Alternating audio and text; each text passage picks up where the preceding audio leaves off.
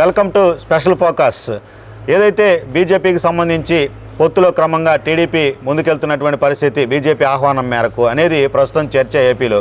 మరోవైపు చంద్రబాబు ఢిల్లీ వెళ్ళగానే అమిత్ షా మోడీతో భేటీకి జగన్మోహన్ రెడ్డి కూడా వెనకాలే వెళ్ళటం అనేటటువంటిది ప్రస్తుతం చర్చానీయాంశంగా ఉంది రాజకీయంగా. జగన్మోహన్ రెడ్డి ఢిల్లీ వెళ్ళటాన్ని సజ్జల రామకృష్ణారెడ్డి తాజాగా ప్రస్తావిస్తూ నిధుల కోసమే వెళ్ళారు కానీ వేరే రాజకీయ కారణాలు లేవంటూ కూడా ఆయన సమర్థించుకోవడం జరిగింది. దీనికి సంబంధించి జనసేన అధికార ప్రతినిధి మనతో రజనీ గారు ఉన్నారు. రజనీ గారి అభిప్రాయం తెలుసుకుందాం మొత్తం మీద సజ్జల వ్యాఖ్యలకు సంబంధించి ఢిల్లీ పర్యటనలో జగన్మోహన్ రెడ్డికి సంబంధించి. మేడం నమస్తే.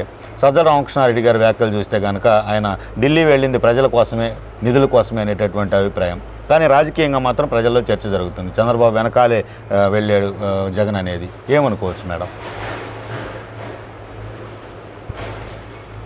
సార్, ముఖ్యంగా పిల్లికి ఎలక సాక్ష్యం చెప్పినట్టుగా ఏదైతే జగన్మోహన్ రెడ్డి గారు వెళ్ళిన దానికి సజ్జల గారు స్టేట్మెంట్ ఇస్తే అలాగే ఉంటుందండి. మేమైతే అలాగే అనుకుంటాం.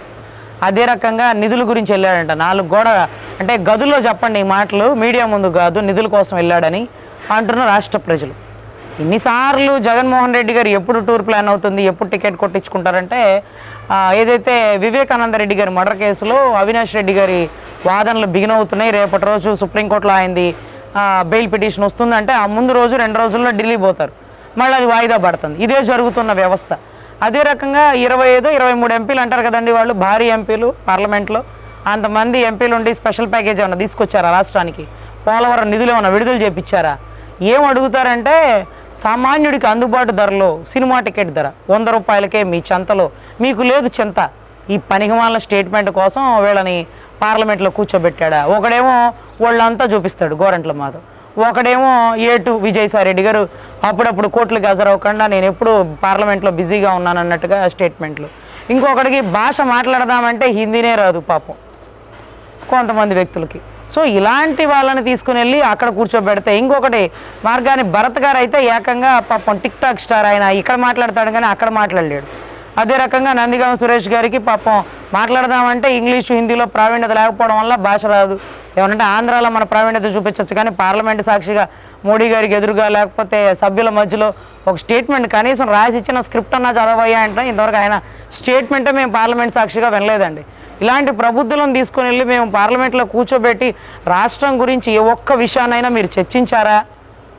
లేదే.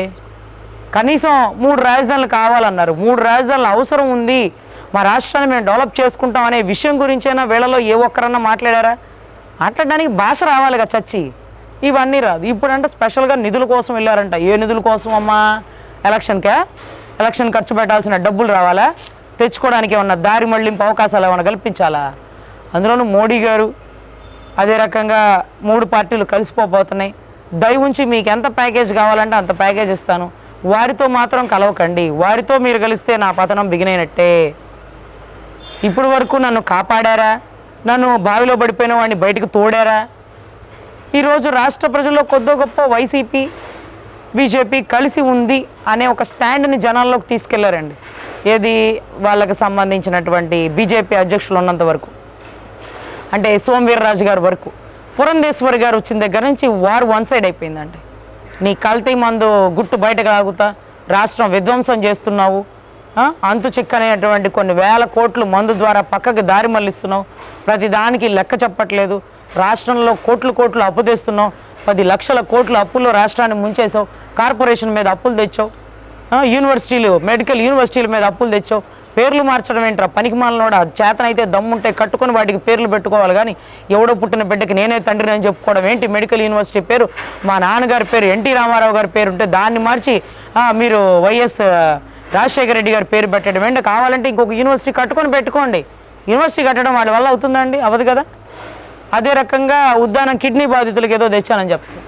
అరే నాయన, ఎర్రమనాయుడు గారు ఉన్నప్పటి నుంచి పోరాడి ఎంతోమంది, కామినేని గారు మినిస్టర్ గారు ఉన్నప్పుడు తెచ్చినటువంటి నిధులు ప్రత్యేకించి బయటకు వచ్చిన దాన్ని ఖర్చు పెట్టి దాంట్లో కొంత తొక్కేసి ఆ బిల్డింగ్ భవనాన్ని పూర్తి చేశాడు. ఆ ఉద్దానం సమస్య గురించి లేవనెత్తిన వాడు జనసేన అధ్యక్షుడు పవన్ కళ్యాణ్ గారు. ఆ బాధను చూసి ఇంప్లిమెంట్ చేసిన వారు గౌరవ చంద్రబాబు నాయుడు గారు. అంతా చేతికి వచ్చి బిల్డింగ్ పూర్తి అయ్యడానికి రిబ్బన్ కటింగ్కి ఆయన ముందుకు వచ్చి ఇదంతా నేనే చేశాను, నీకు చేయడం కూడా వచ్చేట చేస్తే చచ్చుంటే మా రాజధానిలో ఒక కిటిక మీద బొచ్చాడు భారతీయ సిమెంట్ వేసి ఉండేవాడిగా. కనీసం వైజాగ్ ఎగ్జిక్యూటివ్ క్యాపిటల్ అంటే అక్కడ ఏదైనా కట్టి చచ్చి ఉండేవాళ్ళుగా 450 కోట్లు పెట్టి టెర్రస్ పైన ఇల్లు కట్టుకుంటావా? పర్యాటకాన్ని ఇబ్బంది పెట్టడానికి ఋషికొండకి బోడిగుండు కొట్టిస్తావా? ట్రిబ్యునల్ రూల్స్ తెలుసా? గ్రీన్ ట్రిబ్యునల్ రూల్స్ తెలుసా? సిబిఐ రూల్స్ తెలుసా? కోర్టుకు హాజరవ్వడం తెలుసా? మన కోడికత్తి కేసు విషయం ఎన్ఐఏని లోతైన దర్యాప్తు చేయమంటావు, దాని గురించి అవగాహన ఉందా నీకు? వివేకానంద రెడ్డి గారి మర్డర్ కేసు ఎక్కడ దాకా వచ్చిందో తెలుసా? ప్రపంచానికంటే తెలియక ముందు నీకే ముందు తెలుసు అంట. ఎట్లమ్మా?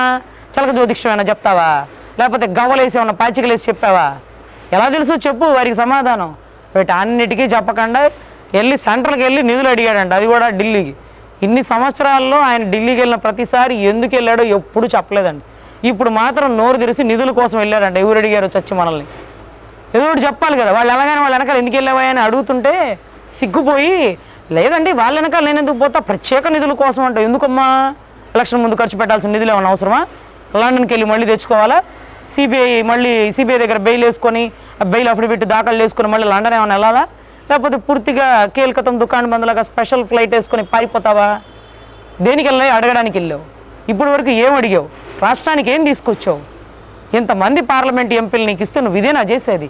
151 భారీ మెజారిటీ ఇచ్చి తాడికొండలో కూడా నిన్ను నిలబడి గెలిపిస్తే దొంగచాటు రూట్ వేసుకొని నువ్వు అసెంబ్లీ భవనాలకు వెళ్తూ రాజధాని రైతులు గోడు పట్టించుకొని నువ్వు సెంట్రల్కి వెళ్ళి మాట్లాడతావా? మాట్లాడు, ఇంకా మాట్లాడు. సెంట్రల్ మొట్టిగా వేయడమే కాదు, ఉన్న బెయిల్ కేసు గదిలిచ్చిద్దంట. ఇక చిట్ట చివరి ఘట్టానికి వచ్చేసింది మనం. సో ఏదైతే రాజశేఖర్ రెడ్డి గారి పాపం పావురాల గుట్టలో కలిసిపోయారో, మనం కలవడానికి గుట్ట కూడా లేదు, ఇక్కడే తట్ట మోగిచ్చేస్తారు జనాలు. సో ఖచ్చితంగా మేమందరం విజ్ఞప్తి చేసేది ఏంటంటే, ఆయన స్పెషల్ ప్యాకేజ్ గురించి కానీ, పోలవరం గురించి కానీ, రాష్ట్ర భవిష్యత్తు గురించి కానీ, భవిత గురించి కానీ, పెద్ద పెద్ద కంపెనీలు తీసుకురావడంలో కానీ ఏ రోజు ఆయన పాత్ర లేదండి. ఎందుకంటే సెంట్రల్ అంటే బీజేపీ టీడీపీ కలిసి ఉన్నప్పుడు కియా మోటార్స్ లాంటివి వచ్చినాయి. అదే రకంగా టీడీపీ ప్రావీణ్యతలో ఉన్నప్పుడు స్కిల్కి డెవలప్మెంట్కి సంబంధించిన కంప్యూటరైజ్డ్ సెంటర్లు వచ్చినాయి.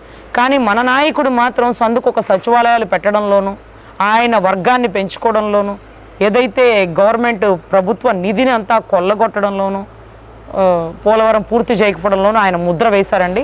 సో ఖచ్చితంగా రాష్ట్ర ప్రజల విజ్ఞప్తి ఏంటంటే, మనం అంత కష్టపడి ఇచ్చిన మెజారిటీని అతను కాపాడుకోలేకపోయాడు కాబట్టి, ఒక్క ఛాన్స్ అన్నాడే కాబట్టి ఒక్క ఛాన్స్ ఇచ్చాం, ఇక చాలు నాయనా నువ్వు సిద్ధమైపో సర్దుకొని వెళ్ళిపోవడానికి అని చెప్తున్నటువంటి రాష్ట్ర ప్రజలు, ఇక నువ్వు సిద్ధమవ్వు సర్దుకొని వెళ్ళిపోవడానికి. Thank you madam. ఇది ఈ టాపిక్కు సంబంధించినటువంటిది. ప్రస్తుతం జగన్మోహన్ రెడ్డి ఢిల్లీ పర్యటన ఏమాత్రం ప్రజల కోసం కాదు, నిధుల కోసం కాదు, కేవలం టీడీపీ బీజేపీ గతంలో ఏదైతే కొలాబరేషన్తో ఏదైతే కలిసి డెవలప్ చేయడానికి ప్రయత్నాలు చేసిందో వాటిని గండి కొట్టడానికే. భవిష్యత్తులో బీజేపీతో టీడీపీ కలిస్తే కనుక తనకు చెక్ పెట్టే పరిస్థితి ఉంటుందనే నేపథ్యంలోనే జగన్మోహన్ రెడ్డి ఆందోళనతో వెళ్ళటం జరిగిందనే అభిప్రాయం అయితే వ్యక్తం చేస్తున్నటువంటి పరిస్థితి అయితే మొత్తం మీద కనిపిస్తూ ఉందనేటటువంటిది అడ్వకేట్ రజనీ గారు చెప్తున్నటువంటి పరిస్థితి అయితే ఉంది. మొత్తం మీద చూసుకుంటే జగన్మోహన్ రెడ్డి ఎప్పుడు ఢిల్లీ వెళ్ళినా తన తమ్ముడు వివేకానంద రెడ్డి హత్య కేసులో నిందితుడిగా ఉన్న నేపథ్యంలో కాపాడుకోవటానికో, తన సిబిఐ కేసులకు సంబంధించి, తన ఈడీ కేసులకు సంబంధించి మాట్లాడుకోవటానికే వెళ్తారు, కానీ రాష్ట్ర ప్రజల కోసం మాత్రం కాదు అనేది స్పష్టంగా చెబుతున్నటువంటి పరిస్థితి అయితే ఉంది. ఇది ఈరోజు టాపిక్. మరో టాపిక్తో మళ్ళీ కలుద్దాం. నమస్తే.